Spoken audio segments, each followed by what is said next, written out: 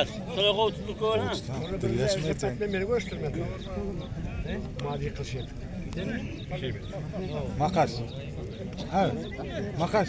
Arası uğraştı. Al gitsin. Ay makas. Ahmet sordu. Ahmet sordu. Al ana yaşa. İl.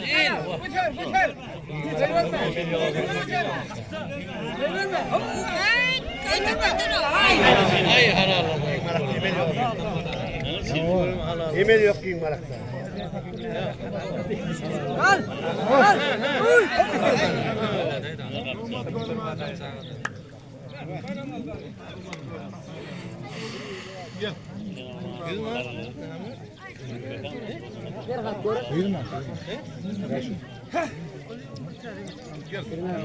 Bana Ferhat Resul.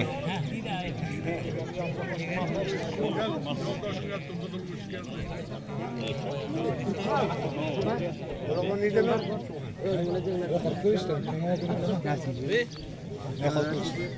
Bamanın zımı.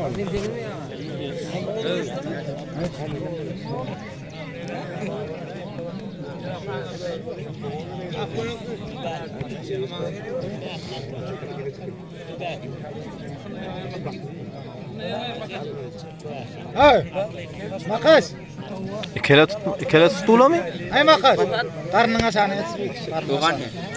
Bakından elin ayır ditti vağı. Bak vaada tutamano. Ya onu zahfatta.